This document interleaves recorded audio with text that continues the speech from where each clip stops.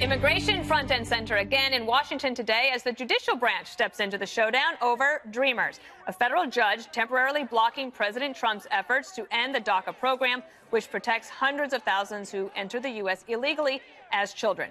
The White House calls the injunction outrageous. Mr. Trump had some words on the subject earlier today. We want to see something happen with DACA. It's been spoken of for years. Fact is, our country was such a mess, nobody even knows what the numbers are. But we'll know what the numbers are. But above all else, any bill we pass must improve jobs, wages, and security for American citizens.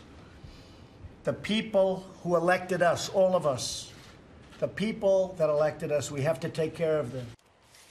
The block came hours after the president appeared willing to negotiate a deal to protect young illegals and others from deportation. Democrat Elizabeth Warren claims he's broken America's promise to Dreamers, but she says she's willing to work with him. The president has created a crisis for 800,000 young people. Every single day that goes by, young people are losing status, as it's called, which means they are subject to being deported by ICE. It means that they, for some of them, cannot legally show up for work anymore. Right. So the whole notion that we put that off is wrong. Some conservatives don't want to see the president compromise on immigration. Anyone in Washington starts talking about amnesty, legalization of any kind for people that have come into the United States illegally, there is a fresh surge across our border.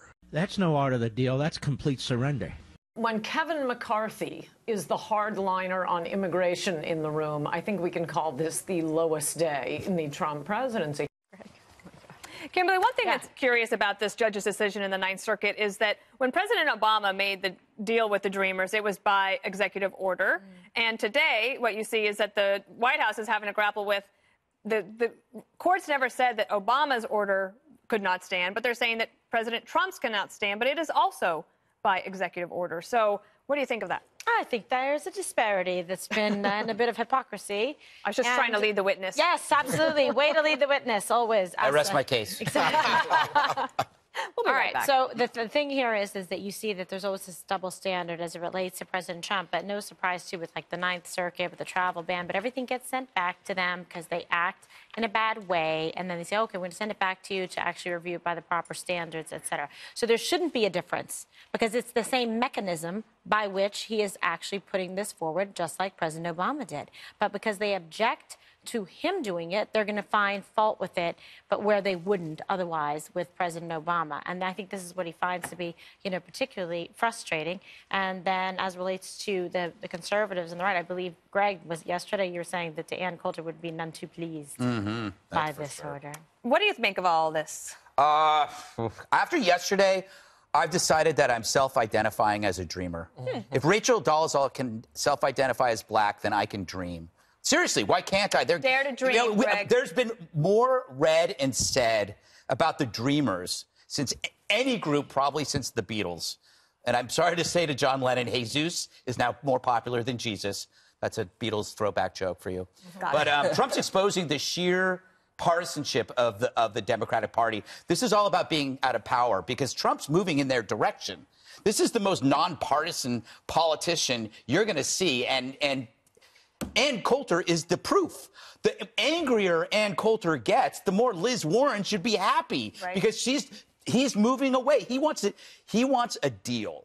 And a deal means that he is willing to do a lot more. So I don't know what the gripe is anymore. It's because it's him. Yeah, it's because it's him. And no matter what he does, it's not his demeanor and it's not his this illusion of dementia they talk about. It's because they are not in power and they don't like him, and that's it. But it's not all just because it's him. I mean, on the policy side of things, the conservatives that were expressing disappointment, they are upset about that the policy could change. And I think it really does have to deal with how you define amnesty. Right. So if you give the Dreamers the ability to vote, that would be a big problem for a lot of people. I would have a problem with it. That might not even be part of the deal.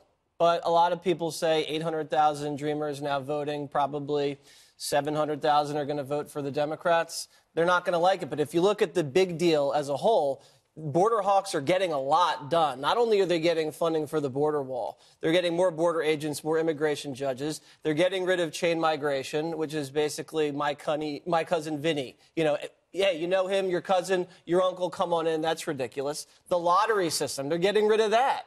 I mean, when you don't have a party, you don't have people come in through a lottery. Why are we having people come into the country through a lottery? It doesn't make sense. They're moving it towards a merit-based system. I think conservatives, especially border hawks, if they would take any of these items and put them into a group and say, you know what, but we got to legalize some dreamers. You don't punish the son for the sins of the father. They'd take it. In any deal, you're not going to be happy with 100%. I say on the whole, it's pretty good. And today, this morning, Juan, I don't know if you saw Dana Milbank in the Washington Post was talking about how some on the far left and that represent Dreamers are actually asking for too much from Democrats and that they should just be supportive of the deal that they're going to get. Well, I think it's a little different. He's saying that United We Dream has been attacking Democrats because Democrats have been willing to negotiate. For example, they approved the extension of the budget deal, which is now going to come up against January 20th. But over the Christmas, New Year holiday, and the Dreamers objected to that and said, wait a second, you promised you were going to stand by us. We shouldn't be a bargaining chip. But they have directed their ire at Nancy Pelosi, Chuck Schumer, and the Democrats for not being more vociferous, more aggressive in taking on the president on this issue, because as you heard them say, it was the president's decision last December to end DACA. And from the Dreamers' perspective, that created an artificial crisis. We could be having a discussion about the Dreamers without the idea of a March deadline when they would be forced out technically. And, of course, when you stop and think about that, it's true. Now, the problem here, I think, is twofold with this decision. One, I disagreed with you leading my most honorable witness. I just couldn't believe it. You know, I want to stand up for her. Because, in fact, the court didn't speak to whether or not there was any legitimacy to an executive order. This was about Donald Trump's tweets. Donald Trump said in a tweet that Dreamers are good, educated people, accomplished young people. They have jobs. They're in the military. Why would we kick them out? The judge in San Francisco then says, well, that sounds like the chief executive, whose job it is to make a judgment here, thinks this is in the public interest. It's up to the Congress to set the laws. But as we stand now, we think the public interest is served by what the president said. Mr. President, you get your wish. Don't kick out the Dreamers. Well, perhaps what this all does is force Congress to actually not just have to worry about the president's deadline, but that there's now a court situation. So you have Republicans and Democrats, Kimberly, who came together yesterday, and now maybe there's more pressure on them to actually get it done.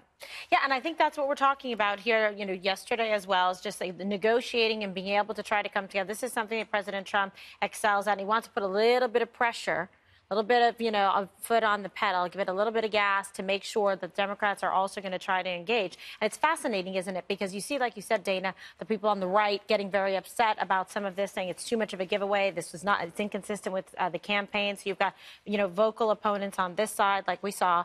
And then you have some Democrats who still don't seem to be happy enough with allowances that he's making that, in fact, are in direct accordance with what they were supporting.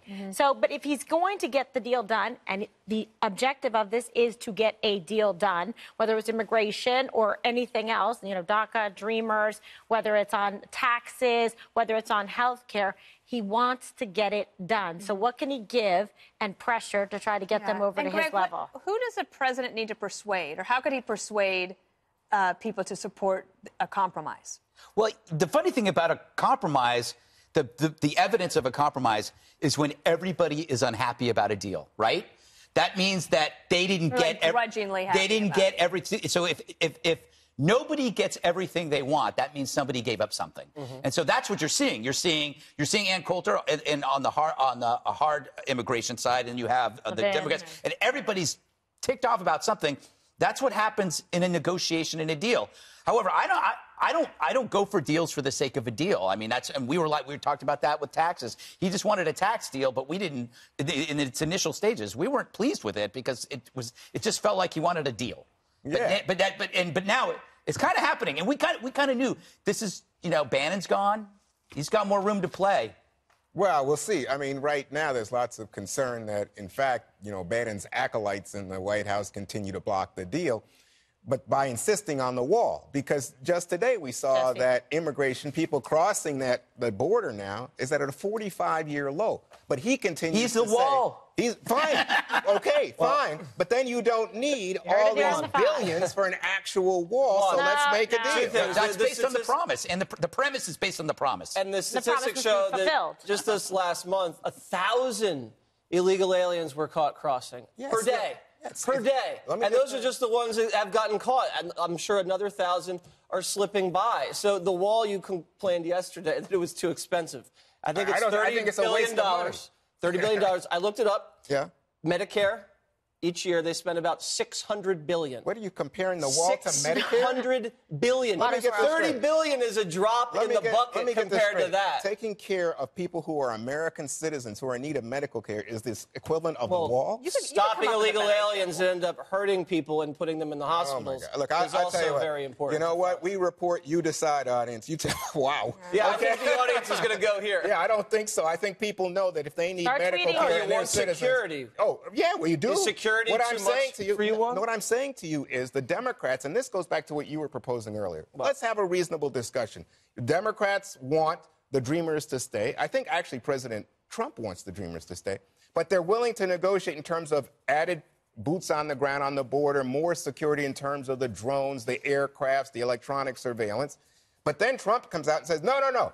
We got to have the wall because he wants to fulfill this. Because he's a good negotiator. Promise. No, because, well, and I guarantee you're going to have wall funding and the Dreamers protected. Well, I'm all for it. What will end up happening is that he'll call it wall funding, and the Democrats will say it's more border security, and everybody will just go home, and it's how you brand it. But the other thing about, this wanting the Dreamers to stay only became an argument now, which means that Donald Trump made that a chit. He made that something to negotiate over, which is now allowing him to make progress on enhancing border control, no matter what you call it. So he actually made something. What? I think it was a Steve Bannon move. Yeah, it might have been. He is a genius. But here was something that was kind of just understood to just be there. Now is kind of like, well, maybe it isn't. And now you have a negotiation. Well, I think that's right. But that's why the Democrats say he created an artificial crisis. But he did it, in your description, I think aptly, as a negotiating tool. But the thing is now, we're up against it. And so you get people like Coulter and Mark Levine and others saying, hey, wait a minute, this is not what you promised in the campaign. But he said he would take the heat.